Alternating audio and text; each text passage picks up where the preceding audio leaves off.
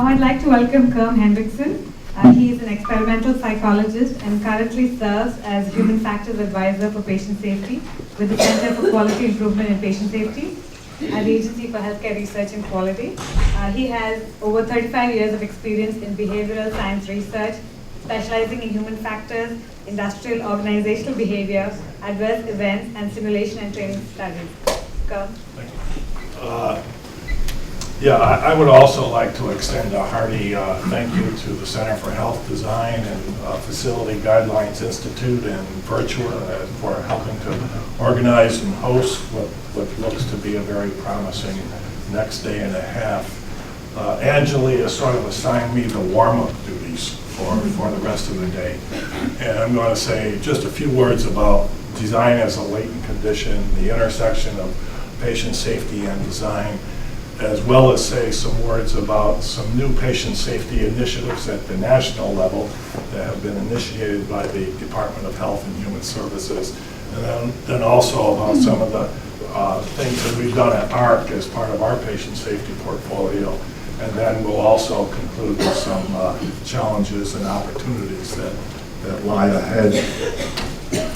AHRQ's mission is sort of deceptively simple. It's very straightforward, but very difficult to realize. And one of the key findings, if you're familiar with the Crossing the Quality Chasm report that appeared about 10 years ago, the main findings of that report indicated that our healthcare system was unsafe, ineffective, inefficient, untimely, not patient-centered, and not equitable for all Americans. And so we have a lot to do, although we've made progress in certain isolated pockets across the country. We have a lot to do in terms of fulfilling this mission. And in a way, I think this is sort of a mission that has very close parallels or overlap with the mission of facilities design as well. Mention was made earlier by Deborah in terms of the AHRQ Human report. This was something that actually did kickstart the patient safety movement in the US, and the media focused on the alarming numbers as it probably should have. But the underlying take-home message of the report was that the majority of these problems are systemic in nature. They are not the fault of individual providers. When you look at the report, it's sort of interesting to note that nothing was really said in the report about the impact of the physical environment on patient safety. And so a question for us today is, if it were written today, how many pages would be devoted to the impact of the physical environment on safety? And that might be sort of a barometer of the progress that I think the facilities design and evidence-based design communities have made. I think there should be quite a few pages devoted to the topic today. One of the things that was mentioned in the AHRQ Human report is the work of Jim Reason, and Angeli has already mentioned the importance of this work. And one of the important contributions that Jim Reason made was this distinction between latent conditions and active errors. And this is the one sentence or a couple of sentences in his 1990 book, Human Error, that sort of captured this distinction between latent conditions and active errors. Rather than being the main instigators of an accident, operators tend to be inheritors of system defects created by poor design, incorrect installation, faulty maintenance, and bad management decisions. Their part is usually that of adding the final garnish to a lethal brew whose ingredients have already been long in the cooking. Reason had a nice way of speaking metaphorically, poetically to us. And his 1990 book on human error is actually a classic.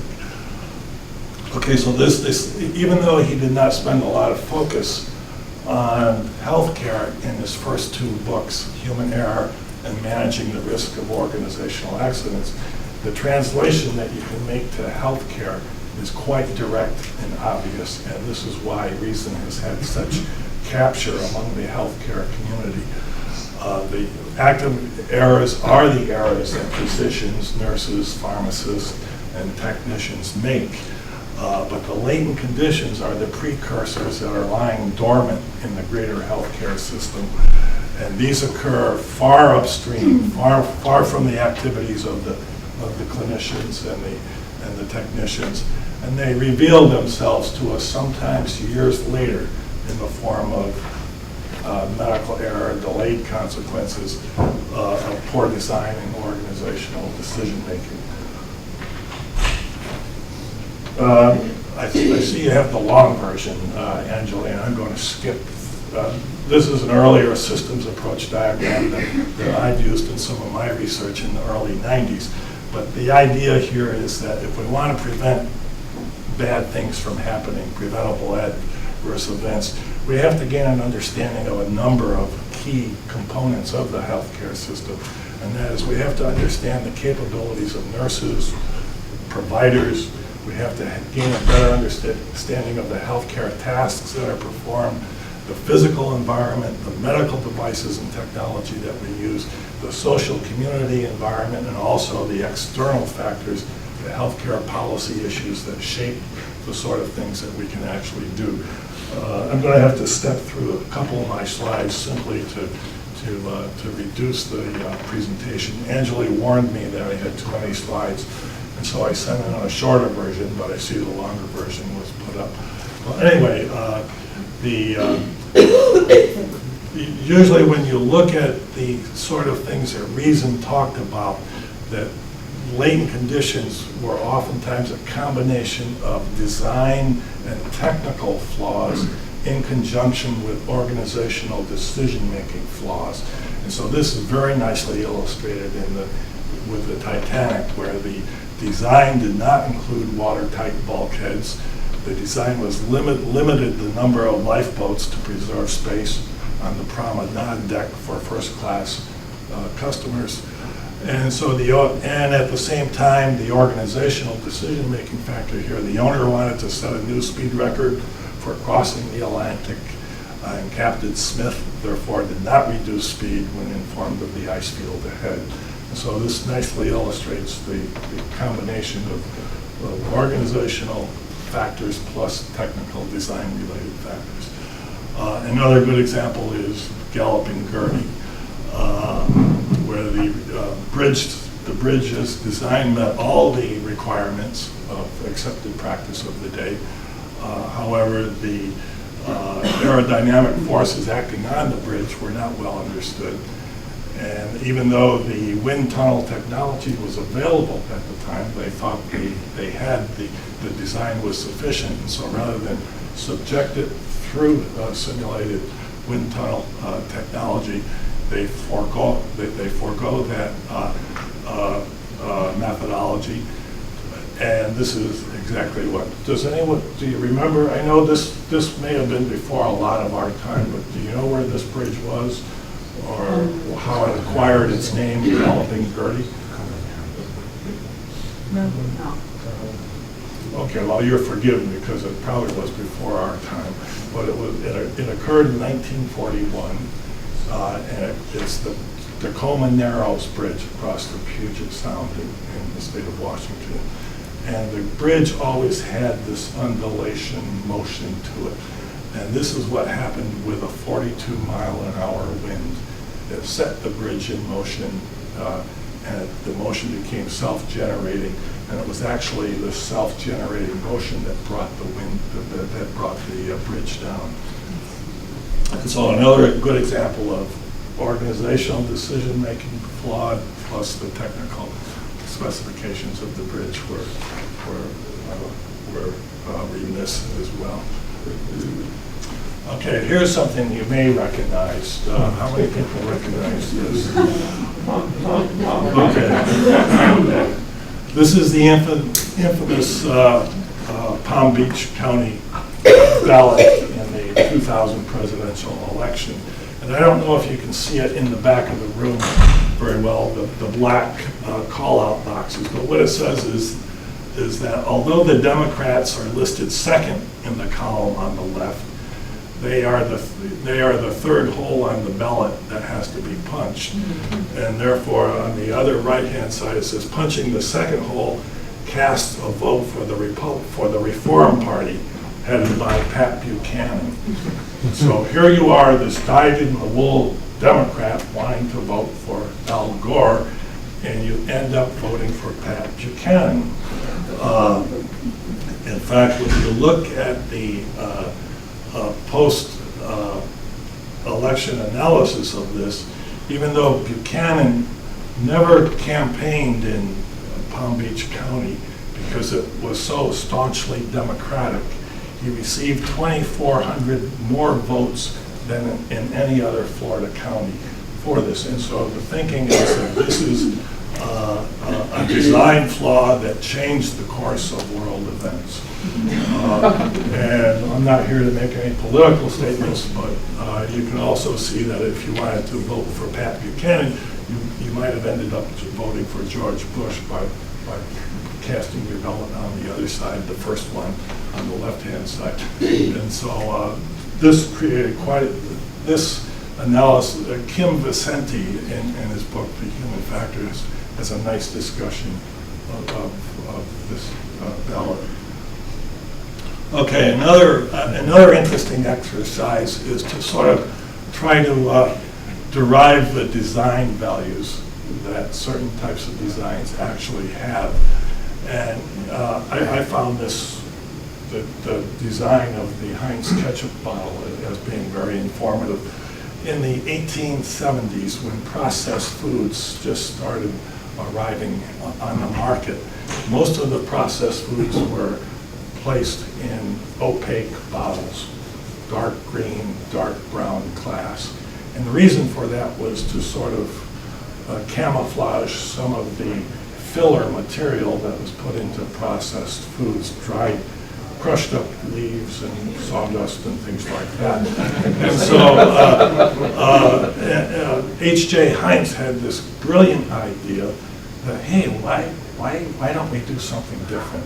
Why don't we allow people to actually see what's inside the bottle? And so this was a design revolution at the time. So for Heinz, a clear glass was a mark of trust, and that was the value that he wanted to convey. Okay, now if we fast forward 120 years, human factors, usability, ergonomics have become part of the national lexicon. And so now we can actually use or get ketchup out of the bottle. We no longer have to pound out the bottom of the bottle or get a knife up there to get the ketchup out. We can finally get ketchup out of the bottle. It took 120 years. The values of what we appreciate, the things that we value, were change over time. And so now it's 2011, and there's concerns over the environment and extensive use of plastics. And now the latest bottle design is 30% plant material, actually. And so the way of relating this to what we do in healthcare, if safety and quality are actually core values, the challenge for us as providers and as designers is to collaborate with one another and work out the processes as they should be, not as they are now. We have to sort of shed the yoke of the status quo and turn the ketchup bottle on its head. And so we should be working together to, as we engage in design projects, to get a better understanding of what the processes should be, and then design the buildings around the processes that we would like to have, not as they are now. And it's sort of difficult to step outside the current way we do things and actually make a dramatic shift, a dramatic innovation. It's going to take 125 years. Yeah, hopefully it doesn't take 125 years for this to happen. Okay, this is an image that Kendall Hall, one of our center's medical officers, sent my way as I was preparing the presentation. I don't know if you can see it very well, but this is a turn of the 20th century hospital bay that was influenced by the teachings of Florence Nightingale. And so the exercise here would be, what can we derive the values that we see in the design represented by this image? What are some obvious design features that you see in this hospital bay that still make pretty good sense from a safety and quality of care perspective? The hand wash sink is very centralized. Okay. Centralized. Observation is centralized. Okay, the nurse's station behind, good line of sight to all the patients. Large windows for natural light. Ventilation. Good ventilation when you open those windows. Pretty good nurse-to-patient staffing ratio. We're all lined up.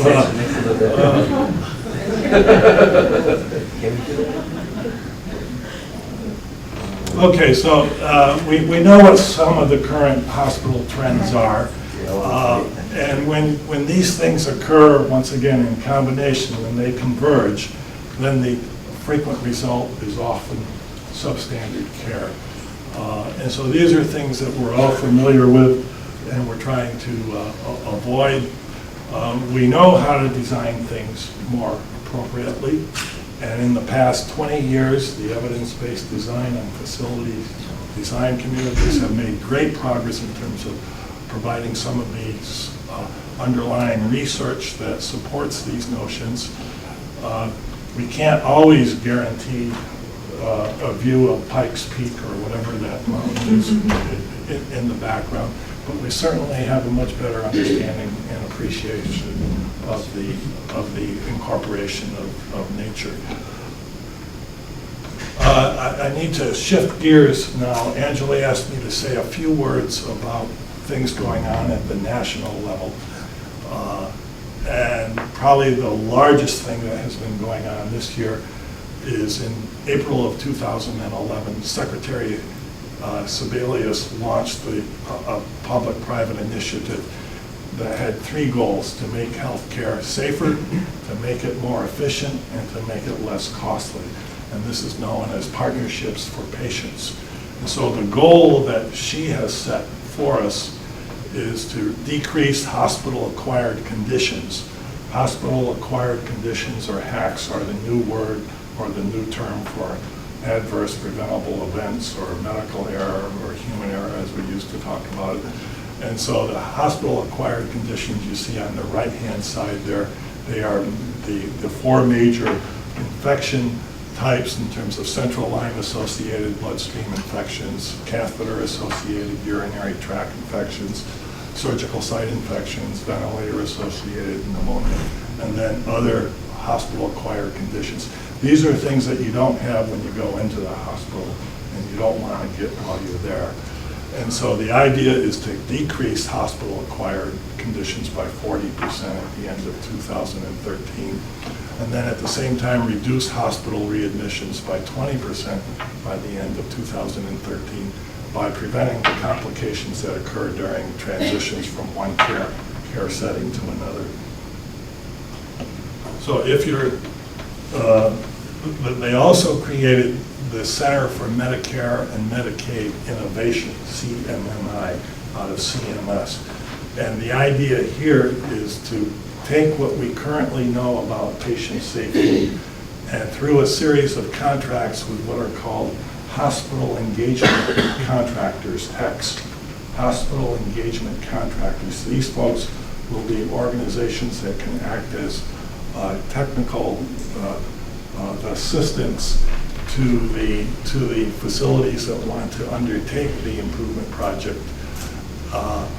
And so they are currently in the process of soliciting and letting contracts for doing this type of work.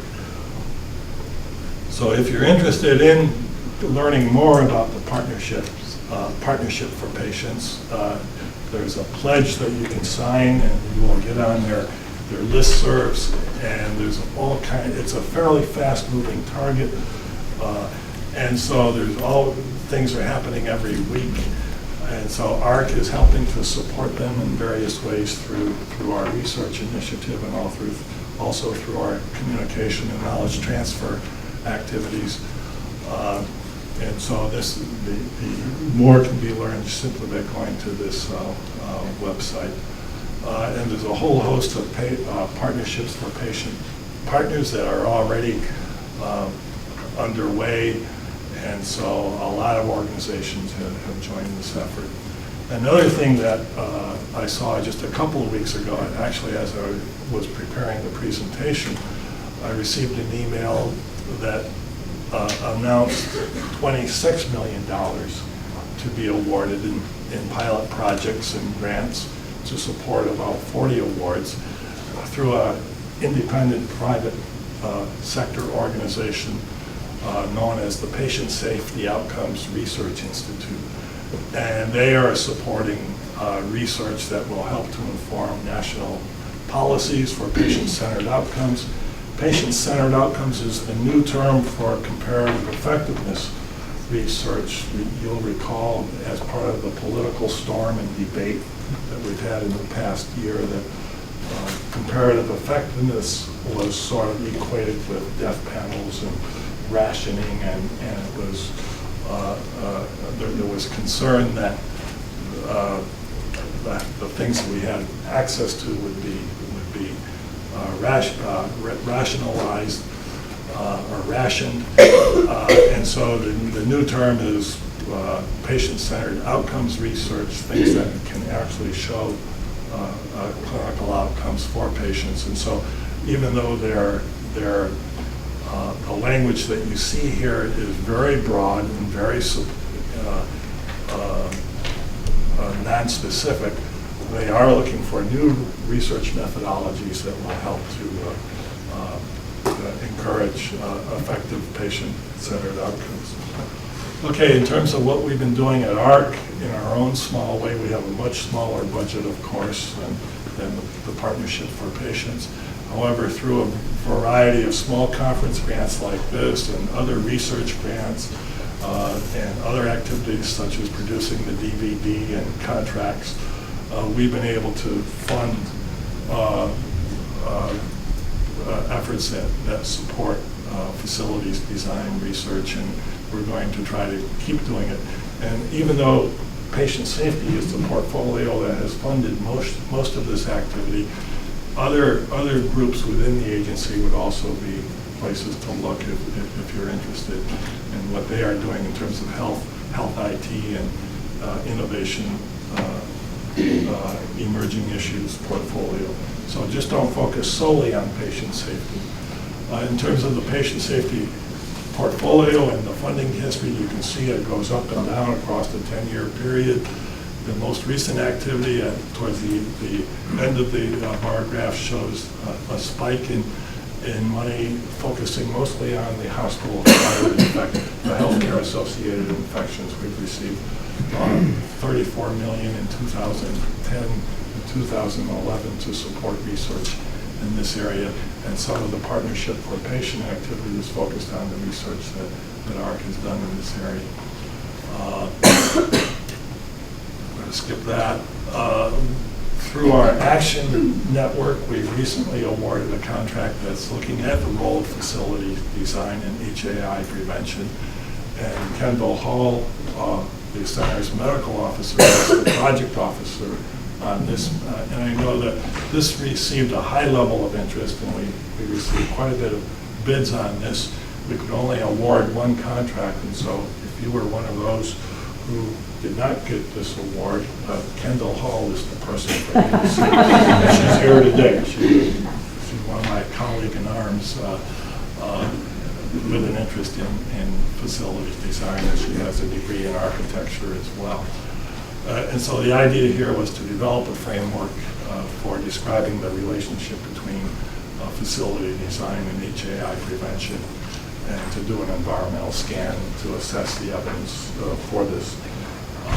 And then there are our traditional funding opportunity announcements. The challenge here is to make sure that your particular research interests align with the objectives of each one of these announcements, and so you have to read those announcements carefully.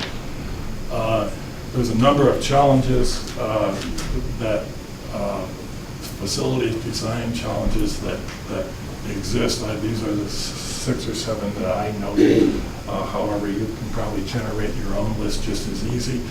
The first one, if the error is human and if the systems we create are flawed, what are the implications for does this have for design? If we know that we're going to continue to make mistakes as humans and the systems we create are continue to be somewhat flawed, what are the implications for design? How do we handle this through design?